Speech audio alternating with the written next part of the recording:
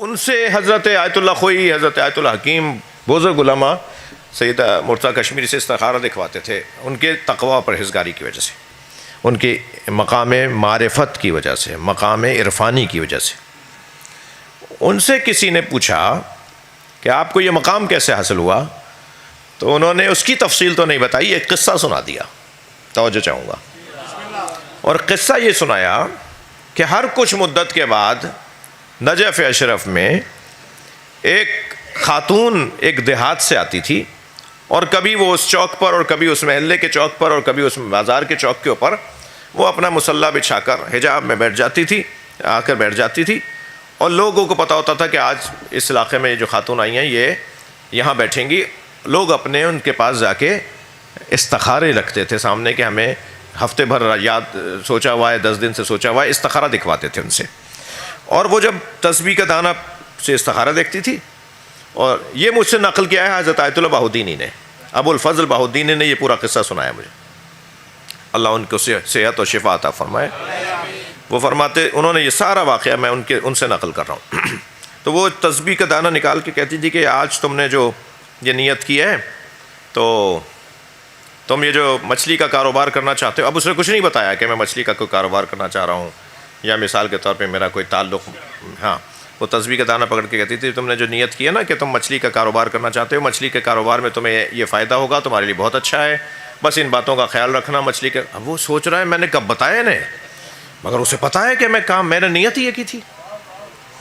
ایسے ہی دوسرے کا میرا تو کہتی نیت کرو، تو تسبیح کا دانہ نکال کے، تسبیح کا ایک دانہ نکال کے کہتی تھی کہ جو تم نے کل وہاں جانے کا ارادہ کیا، راستے میں حادثہ ہو سکتا ہے، اور اگر جاؤ تو ایسی سواری لینا، یہ والی سواری جو تم نے سوچی ہوئی ہے یہ سواری پہ نہیں جاؤ گے، حادثہ ہو جائے۔ اب وہ سوچ رہا ہے میں نے کب بتایا نا کہ میں کہاں جا رہا ہوں، اور بات وہ صحیح کر رہی ہیں۔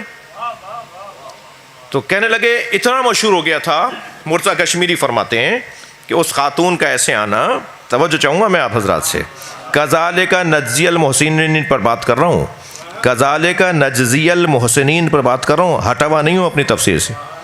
اللہ کچھ لوگوں کو ایک دم ایسا مقام دیتا ہے کہ پھر وہ یہ منظر دکھا رہے ہوتے ہیں۔ وہ کیوں ہوتا ہے ایسا، کب ہوتا ہے ایسا، اس وقت کی ہم سب کو تلاش میں رہنا چاہیے۔ ایک صلوات پڑھیں ذرا محمد و آل محمد۔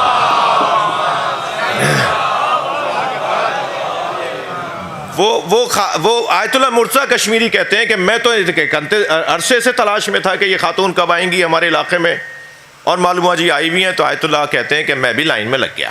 اب کون ہے آیت اللہ مرتضیٰ کشمیری جن سے فقہا استخارہ دکھواتے، خود پہلے ہی صاحب کرامت ہیں۔ کہتے ہیں میں لائن میں لگ گیا، جیسے میرا نمبر آیا میں نے کہا بی استخارہ دیکھیں، انہوں نے کہا نیت کرو۔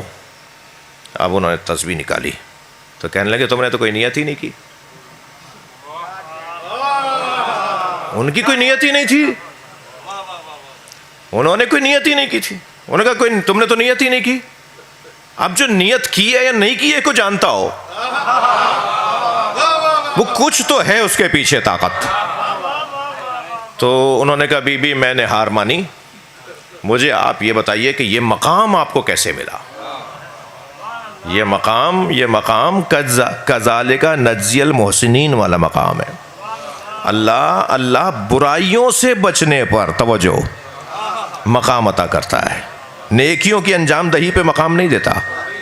توجہ ہے اب آج کی، تھوڑی گردن ہلا دو بھائی، جا رہی ہے بات تو۔ اللہ نیکیوں کی انجام دہی پر مقام نہیں دیتا، برائیوں سے بچنے پر مقام دیتا ہے۔ تو آیت اللہ مرتضیٰ کشمیری نے کہا، آیت اللہ مرتضیٰ کشمیری نے فرمایا مجھے بتاؤ یہ مقام کیسے ملا؟ کہا تمہارا مقام خود بلند ہے، اس لیے تمہیں تنہائی میں بتاؤں گی۔ اب مجمع دور کھڑا ہے، یہ قریب بیٹھے ہوئے سن رہے ہیں۔ کیا سن رہے ہیں؟ کہتے ہیں کہ میں ایک ناسبی کی زوجہ تھی، ایک ناسبی کی زوجہ تھی۔ ہر مرتبہ مجلس سے لوٹنے پر مجھے تازیانوں کا سامنا ہوتا تھا۔ میں ذکر حسین میں جاتی تھی، میں مجلس عزا میں جاتی تھی، اور میرا شوہر جب میں گھر میں لوٹتی تھی تو مجھے تازیانے کوڑے مارتا تھا اور کہتا تھا کہ تم کیوں گئی ہو مجلس میں، اور میں باز نہیں آ سکتی تھی اس لیے کہ میں ذکر حسین کو کیسے چھوڑ دوں۔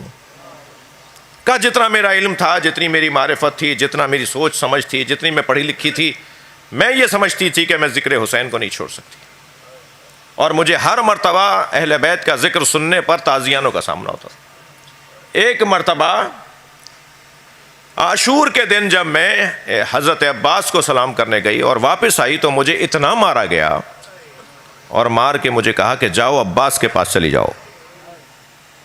تو میں گئی, مجھے نکال دیا میرے شوہر نے, اور میں گئی حضرت عباس کی زری کو جا کے میں نے پکڑا اور میں نے زری پکڑ کے روتے ہوئے کہا کہ مولا آپ کی خاطر مجھے مارا جاتا ہے, میں آپ کو چھوڑنا نہیں چاہتی, اب میرے لیے کوئی رستہ بتائیں کہ میں کیسے جیوں گی. کہتی ہے کہ میں رو رہی تھی, مجھے اونگ آئی, اس اونگ میں نے حضرت عباس کو دیکھا, حضرت نے مجھے تسبیح دی اور فرمایا یہ تسبیح لو, تم تسبیح کا دانہ پکڑو گی, لوگی ہاتھ میں, ہم تمہارے ذہن میں خیال ڈالیں گے, وہ وہی ہوگا جو سامنے والا سوچ رہا ہوگا.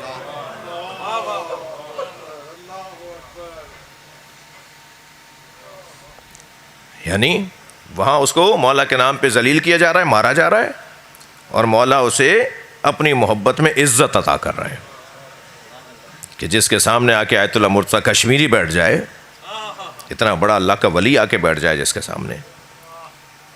ابن سیرین چہرہ دیکھ کے بتا دیتے تھے سوچ کیا رہے ہو. بڑا نام ہے, اہل سنت نے بھی ابن سیرین کے خوابوں کی تعبیر کے اوپر ان کی کتابیں, انہوں نے جو خوابوں کی تعبیریں بتائی ابن سیرین نے, اہل سنت اس نام کو شیعوں سے زیادہ جانتے ہیں.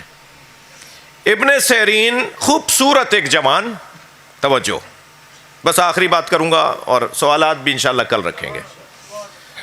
خوبصورت جوان, کپڑا فروش تھے, پارچہ فروش تھے, کپڑے کی دکان تھی ان کی. معمولاً پارچہ فروشی پر جہاں کپڑا بیچنے کی دکان ہوتی ہے اس دکان پہ معمولاً خواتین آتی ہیں, ایسا ہی ہے, شوہر کے لیے کپڑے لینے گئی ہیں, بیٹے کے لیے کپڑے لینے گئی ہیں, معمولاً خواتین کپڑے والے کے یہاں جاتی ہیں. ایک خاتون کا دل آ گیا ابن سیرین کے اوپر, کپڑا خریدا مگر اس شرط کے ساتھ کپڑا خریدا کہ میرے گھر آ کے اس کی کٹنگ بھی کرو گے, جوڑے کی کٹنگ بھی کرو گے, کپڑوں کی کٹنگ بھی کرو گے. یہ تیار ہو گئے, گھر چلے گئے. گھر جو گئے تو اس نے دروازے بند کر دیے اور کہا کہ میرا یہ ارادہ ہے. انہوں نے کہا یہ گناہ ہے. کہا نہیں, اگر میرے ساتھ تعاون نہیں کرو گے تو میں شور مچاؤں گی کہ تم میرے گھر میں داخل ہوئے ہو.